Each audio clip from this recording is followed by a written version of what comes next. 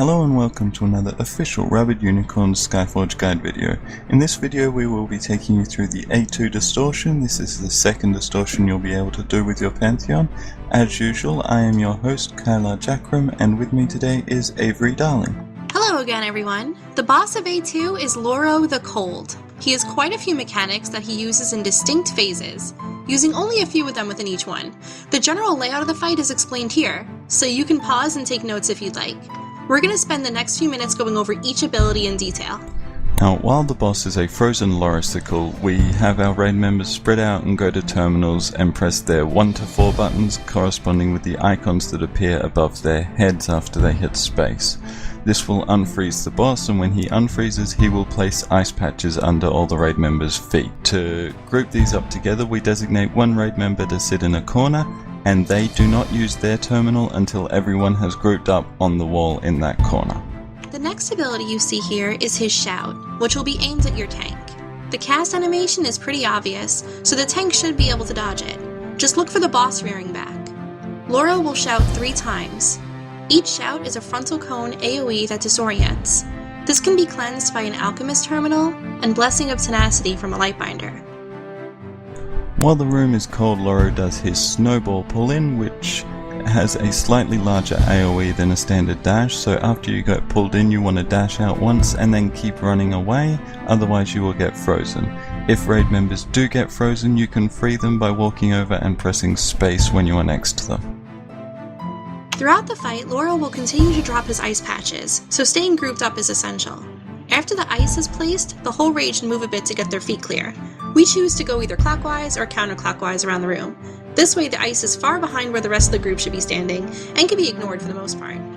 When the room has warmed up and the ice patches have melted into water, the boss's pull-in will now be a large knockback. This is dodged the same as the Snowball pull-in, where it's just a dash and you walk a little bit further as well.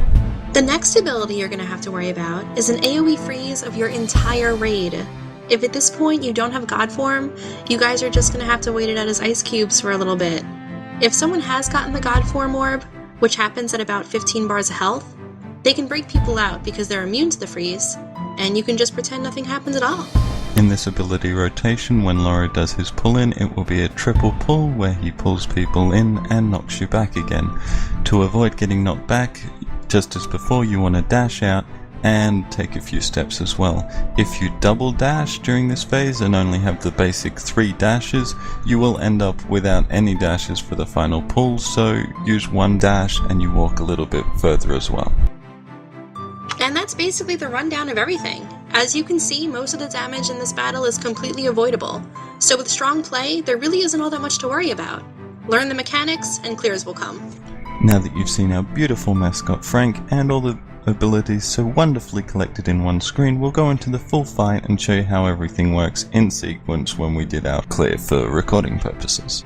You'll notice we start off mounted. This is to get us to the terminals faster, as getting into combat doesn't dismount us, so we're able to minimize that early damage from the Frost Aura. We don't actually designate any of the terminals for our raid members in this fight, except for the southwest one, where we had Cranberry wait just for everyone to group up. We relied on people's own self-awareness of their surroundings to get to individual terminals and disable them without having to double stack and get annoyed. If this doesn't work for you, you might have to designate set terminals your first few runs until people get the hang of looking around. We then have everyone group up in the southwest corner, including our tank, and we wait for the boss to come to us. Then after the tank has aggro, we pop our buffs and do our initial burst phase. You'll notice that during this phase for us, he only does his shout, and doesn't place any additional ice patches. This is because his mechanics during each phase are time-based, while his self-freezes are based on how much health he has left. This timing aspect of the fight will take a little bit of getting used to, but once you get the rhythm of it, it feels a lot smoother. You'll know he's going to freeze himself at the 40 health bar mark and at the 15 health bar mark when that God Orb comes out, and that allows you to time your bursts appropriately without wasting them during a freeze. He's now going into his first shouts. There's the second one, here comes the third, and we will see a Lightbinder cleanse come out, or Lightbinder as some people would call them correctly. I've also dropped a terminal because I was making sure the tank could get cleansed. The tank has moved him a little bit due to the fear, but that's alright, we just group up again, making sure everyone's nice and tight in case of ice patches. Like I said earlier, because of our DPS, we don't get any new ice patches during this phase, but if yours is lower, you will, so make sure to keep that positioning.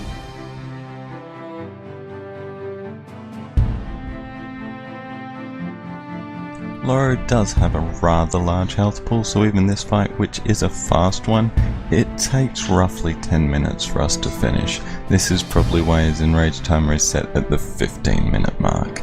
Now, we're on 42 health bars, and I'm going to show you how good an alchemist can support here. Really, Kylar? A good alchemist? Really? Yes, Avery, a good alchemist. See, I forget that at 40 health bars he freezes, so I'm going to tell everybody to throw their buffs out. Throw all your buffs. I throw my bio trap. We get all the buffs out, and you will see this boss's health plummet from 41 health bars to 40, and then most of my bio traps wasted, and everyone's spreading out to terminals and feeling a little bit foolish for following Kylar's advice. Now, once again, we're pushing buttons like Guitar Hero, follow the prompt, hit the number, get the win, then we all go to the southwest corner to group up.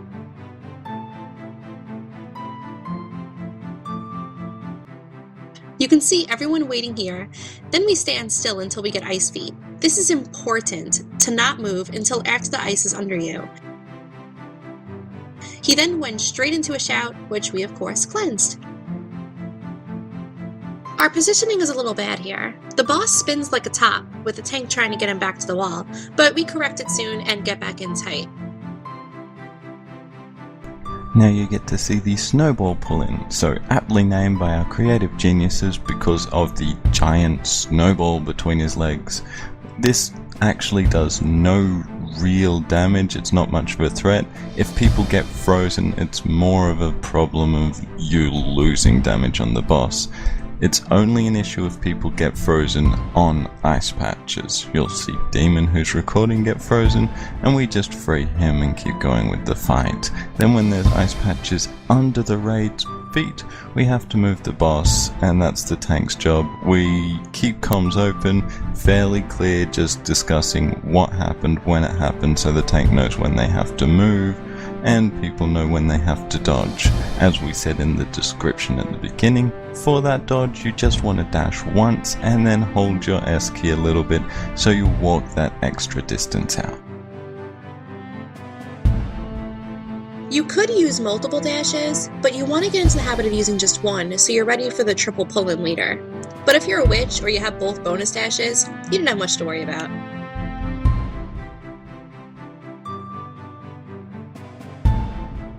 Now if you've noticed, the tank is pulling the boss back here pretty far. This is to give the raid enough room to dash back safely from the snowball without landing in any of those pesky ice patches. This is especially important if some people in your group have slightly higher latency. It makes things more difficult here, as they can get frozen a far distance from the boss, and if they don't have enough safe room to dash, they may dash onto ice and freeze and die. Frozen popsicle deaths aside, we don't have any, because we don't have frozen popsicles. This is because people have been able to avoid those ice patches for the freezes thanks to the tanks moving like Avery said, and we just keep chipping away at the boss. Chipping away, chipping away. Chipping away, chipping away. Hey Kylar, you sound bored. Are you bored? No, Avery. Why do you ask? Oh, I was just thinking, if you were bored, this is such a long fight, maybe you should take a break. Perhaps go over to Twitch and check out the Rabbit Unicorn channel over there and interact with our people live, unlike this shameless mid-video plug. Wow, that does sound like quality entertainment and not at all contrived to get viewers. I will go do that and be right back. On a side note, for real, we really are always looking to help people out in game, and Twitch is a good way to get in touch with us. Actually, right now, when I went over to look, Lone Wolf is streaming because he's very active with streaming and he likes making people like him by running you through things, so go over there and harass him till he runs you through things. Boost his ego a little bit. His ego doesn't need any more boosting, it won't fit in the room. Indeed. Let's turn our attention back to Laura. As you can see, Laura's just changed the room's temperature from frozen to not. The ice puddles have become water patches, and now he's shouting again. During this phase, his pull-in when he does it is just going to knock people back and do rather large amounts of damage. It will pop paladin symbols if you have them, and the most danger from it is after that initial hit, you can land in the water as well, which will do lots more damage to you. Everyone dodged that one nicely, and we keep hitting the boss. This is the grindy part of the fight, getting him down to that 15 health bar mark without having people die. You want to maximize your damage between the knockbacks in this phase, and still be wary of his shout on the tank, because if it does turn on the raid, having everyone confused at the same time is a massive DPS loss. As you can see, Lauro does turn sideways here because of the direction the tank is feared in, but because everyone's behind, no one else gets that fear. We're seeing more knockbacks here, and with this one, our faithful cameraman does get hit, but with his pally symbol popped, he takes no damage from the water pool he lands in. If you want, you can put your back against the wall for those knockbacks, as long as there's pally symbols or terminals ready. That way, without dodging back, you can negate the damage and know where you're going to land. It is risky though, because you can take large chunks of damage if you have no pally symbol or there isn't a alchemist terminal ready. Lightbinder and vulnerability can also help with that. Just anything to mitigate that damage. Kinetic barrier, you know, all the usual mitigation deals. Kylar, let's go ahead and speed this up. We've seen all this, and we're just whittling him down till he's at 15 bars and we get our free god form. And here we go, zooming down to 15. Demon does start looking for the god orb a little early because it's not at 15 health bars yet, but that's okay. You know now that the god orb comes out when the boss freezes himself, and you want your top DPS to pick that up. If the orb does reach the boss, it's going to be very bad news for everyone. This terminal Guitar Hero phase is a little messy for us, with people using double terminals occasionally, but that's alright, and we all get to the southwest corner neatly for our ice patches. You'll notice some random patches appear across the room as well.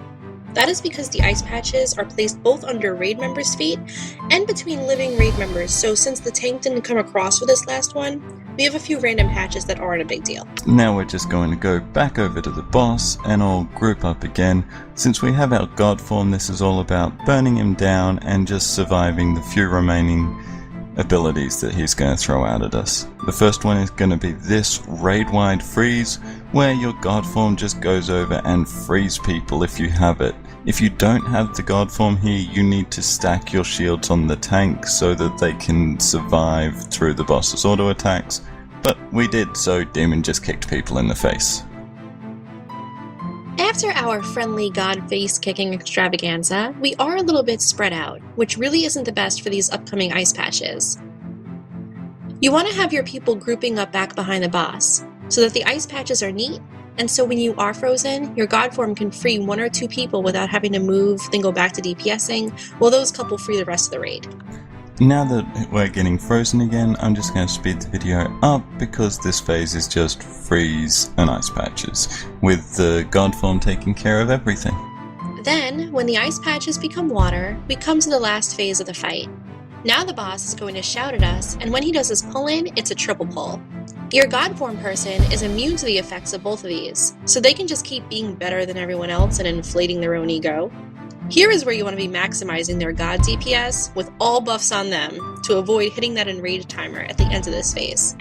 And that, ladies and gentlemen, is the fight. I'm just going to speed it down to the end, and thank you very much for watching. We have covered all the mechanics. If there is anything we've missed, please let us know in the comments. And if you like it, like, subscribe, give us all your love and internet points because we deserve them. Rabbit unicorns are wonderful things because we're rabbit. And Avery, can you explain that to me? Oh, you mean the unicorn thing? Well, you see, it all started a long time ago. It was not something any of us chose. It was more something that chose us, like a cuddly, fluffy embrace. But you know, also with rabies. Oh, funny story. This one time... And that's enough, Avery. Like and subscribe, guys. We'll be making more videos, more guides, and if we get enough comments about the story, I'll let Avery finish it another time. Thanks for watching.